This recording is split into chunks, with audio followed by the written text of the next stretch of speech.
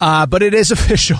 Brian Schottenheimer, who was, of course, the offensive coordinator last year in title only because, of course, Mike McCarthy called plays. He has been in the NFL forever. He has never been a head coach. I don't know that he's ever been anywhere close to being a head coach. He was serving as an analyst as recently as 3 years ago, 2 seasons ago with the Dallas Cowboys. Brian Schottenheimer is officially the Dallas Cowboys head coach.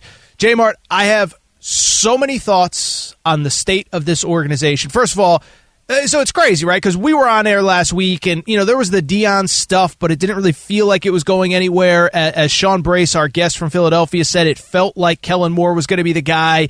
Brian Schottenheimer's kind of picking up steam all week, but I think even the most pessimistic Cowboys person or critic, like maybe myself and you, was like, no, they're not really hiring Brian Schottenheimer. Oh, they hired Brian Schottenheimer a little over 24 hours ago.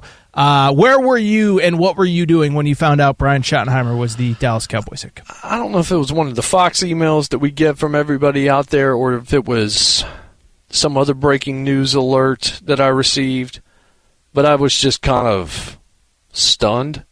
My reaction to it immediately was, was Mike McCarthy not available? Apparently. Really, this is the one negotiation Jerry went hard on. Dak, you get whatever you want.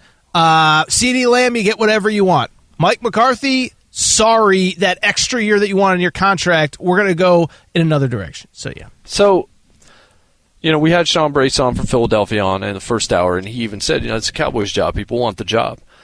And I was looking at some of the names that said, well, they weren't interested. Jerry Jones wasn't interested in Vrabel. He wasn't interested in Belichick. So that tells you right there, one of the things he really wasn't interested in is somebody that wanted any kind of control whatsoever. Anybody that, had a bit of a headstrong personality. Vrabel controlled a lot of things here in Nashville when he was with the Titans. You can see he's going to do the same thing in New England. And Belichick was certainly a guy that wanted power. And then you heard some of the other offensive coordinator names. Apparently, there was never any interest in like a Ben Johnson type or something like that, according to some of the things that I read. But Brian Schottenheimer, like the same Brian Schottenheimer whose offense in Seattle was first down run, second down run, third down Russ Cook, like over and over and over again. It really was. It's like, hey, Russ, now it's third down and 16. Get us out of it. Draw something up in the dirt and make it happen for us.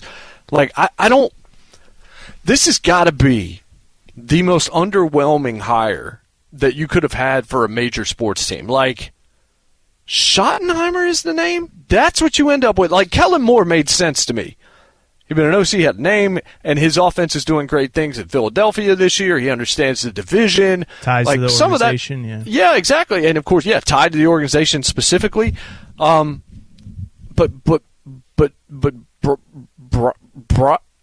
Brian Schottenheimer? That's where we are with the Cowboys? The one thing I'll say is this. The Cowboys, I was almost going to ask Sean Brace this question. I didn't because I thought it would have been just too much low-hanging fruit for a Philadelphia radio host. But are the Cowboys now just irrelevant and boring? Like, when you really look at it, they take no risks. They do nothing particularly interesting. They're controversial only because they get covered like they're controversial, but most of what they do, it's not even that interesting. Their offense is relatively boring. The defense isn't particularly exciting. Jerry Jones has become just, exactly what he's going to do seemingly every single time. He is very conservative. He is risk-averse at this point. Like, the Cowboys, the glitz, the America's team, all of that is fading more and more by the day because there's nothing to me particularly interesting about the Dallas Cowboys. Like, if basically the exact same thing had happened, but it was the New Orleans Saints, I wouldn't have been able to tell the difference. Like, the Saints are the most boring team in the league right now, which is why they don't have a head coach, because they have a bunch of people that are interviewing and saying, I don't think I'm going to stay in Buffalo. But you look at Dallas, and it's just kind of like, why do I want to watch this team? Like, what about this is interesting? At this point, you got Jaden Daniels in Washington. We already know what Philadelphia is. New York's at least doing some interesting things. I don't know. New York and Dallas are supposed to be the teams in that division, and right now they're afterthoughts. So I agree with all of it. And first of all, I do agree they kind of feel irrelevant. what I would say, and I know that it's easy to like get into all these hyperbolic, things in a moment like this. I think they're officially the worst run organization in pro sports. And I really mean that, because if you just think about everything that has happened over the last couple of years, okay? And first of all, I agree with everything you said. They're boring. They don't take risks. Jerry, for whatever reason, I think people finally picked up on it the last year or so when they really didn't fire McCarthy after last year's playoffs. Jerry is the opposite of who we think that he is or who we once thought he is, which, this rebel, risk taker. No. He's actually very, very, very conservative and very, very, very boring. But if you look at this, I mean, let's just talk it out, okay? So you have the Mike McCarthy situation. I think he should have been fired even before last year's playoffs. I don't think it was justifiable in any way, shape, or form to bring him back last year, especially, by the way, given the pool of candidates that was available. Belichick was available last year. Mike Vrabel was available last year. You could have promoted Dan Quinn, who we knew was getting a job. There were so many good alternatives, but you end up running it back with Mike McCarthy. You wait all summer. You give Dak the biggest contract in the history of pro football, which for some reason that weirdly gives Jerry an ego boost when all it does is hamstring your team with a B to B plus quarterback and no wiggle room to do anything else. And that's another conversation for another day. Dak is fine. We know what Dak is at this point in his career. And I think even Cowboys, I've told this story a million times, but my nephew is a Cowboys fan, and I remember talking to him probably week 2, week 3. He's just like, we're never going to win with Jerry, and we're never going to win with Dak. It's that simple. So you should have fired Mike McCarthy. Then you probably shouldn't have given Dak the biggest contract in the history of the NFL. Then the worst part was this whole Mike McCarthy situation, J-Mart, because, listen, I don't think Mike McCarthy is terrible. I don't think he should have been retained after this year. But what I will also say, if you know that he's coming into a season in a lame duck situation, and he starts the season, let's just go back and think, because they finished 7-10, it's easy to forget this now. Let's not forget how the season started when they were pseudo-fully healthy with Dak. They beat the Browns in week 1. They proceed to get destroyed by the New Orleans Saints at home. They then proceed to lose to the Ravens. The final score was 28-25, but it was actually not at all close, and they rallied late to make it respectable. You get a couple wins, you come back, you proceed to get destroyed at home by the Detroit Lions, okay? And I don't have all the details off the top of my head, but if you remember, first of all, it was 4 straight losses at home dating back to the playoffs last year, 3 of them basically by like 30-plus points. That was the game where Ben Johnson was basically calling reverses to the offensive tackle with 4, 5, 6 minutes to go. So you lose, you get destroyed, okay? You start out 3-7 through week 11, excuse me. At that point, Mike McCarthy isn't coming back. Fire him and get a head start on the coaching search. At that point, you not only could have gotten Mike Vrabel, you not only could have gotten Ben Johnson, you could have gotten Bill Belichick if you wanted him. Instead, you let McCarthy coach long enough to win a couple games, and then you start the negotiating process with him after the regular season ends. It's like, again, you should have fired him last year. You then probably should have fired him after you started 3-7.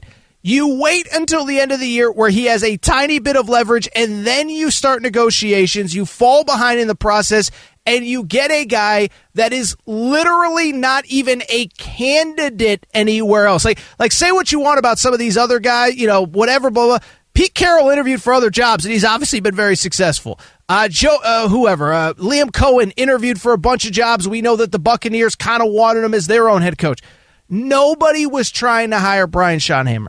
To me, there's nothing else to say other than that they are the most poorly run franchise in the NFL.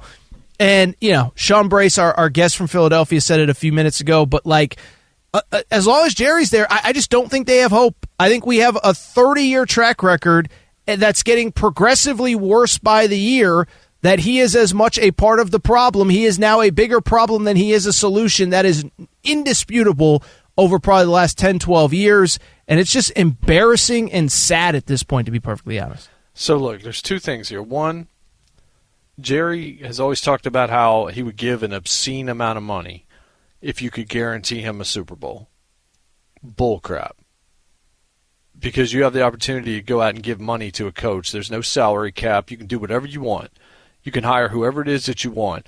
And the way that you have run the franchise indicates pretty clearly that that's not your number one goal. Your number one goal and your number one priority is the dude that stares at the mirror. Yeah, the guy that you're staring at in the mirror every morning, Jerry. It's you. You're the priority. You're the priority one. The Cowboys are priority two. Unlike Cowboys fans, where they would just prefer you to go away. Stop doing the radio show all week long and actually do something that makes sense for your football team. Second thing is this. Look, Brian Schottenheimer might turn out to be one of the greatest coaches anybody's ever seen. Still doesn't mean it's a good hire today. It just doesn't. Like, there's no reason. And your rationale and the way you laid it out is exactly right. People not beating down the door for Brian Schottenheimer right now. Like, if you knew that this is how this was going to end, then why did you get rid of Mike McCarthy in the first place? Like, it doesn't, again, like, you don't want to give him the extra year, but you're going to hire that guy that would still be available for you next year, the year after, probably any time in the future. Brian Schottenheimer would still be there for you. I know it sounds like we're dogging on him. It's just a bad hire. It's an uninspired hire. It's a boring hire. The most exciting thing about it is the content that will be generated this week about it. And it will all be very similar to what we were saying, which is this is dull. I can't believe that this franchise has been reduced to this. Like, of all the coaching hires, like, dude, you got Dak Prescott, you got Micah Parsons, you got CeeDee Lamb, you've got some pieces. You got some guys that are coming back next year off of injury, and you're still the Dallas Cowboys. Like, dude, the Raiders got Pete Carroll, and they don't have a quarterback. Like, they don't have a starting quarterback on the roster, like, at all. And they got a name that's far better than you got. How about this? The fifth best job in the ACC got Bill freaking Belichick. Right. He was available. 6 Super Bowls, he was available. But again, when you're sitting on your hands, you're waiting. It's just because, like I said this a minute ago with Caleb Williams. I don't care if Caleb Williams is the best quarterback ever or he isn't, but I want him to be in the position to succeed. I don't care if the Cowboys win or lose. What I don't want is to just see utter incompetence where it's just so obviously a disaster. And so it's stunning. And then to your point, I think it's the most important one, is it's just so obvious that winning is not the priority. And it's just, let me say this. I'll be very curious to say, I don't know how it will show up, because a couple things. One, I know that the Cowboys are always going to get a lot of visiting fans, and Jerry World is a great place to watch a game if you're visiting, and even if you're a Cowboys fan, you still want to show up to this thing.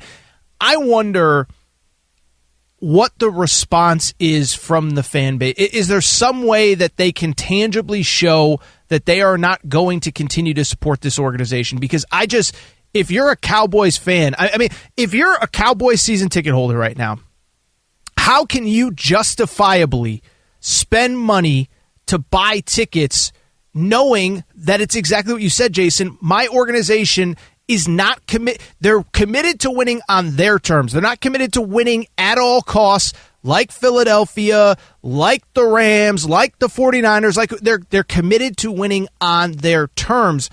I don't know if there's a tangible way that we'll ever be able to tell, but I don't know how the fan base can tolerate this, because this is just, it's mind-boggling and it's embarrassing. Yeah, it is. Again, I just can't believe that the Dallas Cowboys are reduced to a move like this. It is staggering, honestly. Like, I don't understand how you get to this point, and I don't understand how you think, is there nobody that can tell Jerry Jones, like, this is not going to be received very well? Like, our franchise is kind of teetering on the brink right now. I understand what we're making monetarily, but is there any part of you that wants to do what's best for the franchise when it comes to being a success on the field? And I just don't know that there is. And again, Brian Schottenheimer might end up being great hire, right? Like, in the end, he might turn out to win a bunch of games, turn everything around. people mocked Dan Campbell. A lot of people didn't know some of the biggest names that ended up being great coaches. Like, I understand that it's still possible, and I hate to dog the guy out because he hasn't done the job yet. But the betting odds that they're going to succeed with this move have to be just astonishingly low. It's crazy. When I first heard it, I was just like, oh, that's funny. And then it happened. And it's just like, really? I would say I'm speechless, but we've talked like 20 minutes about it. I still feel like everybody out there has the same take.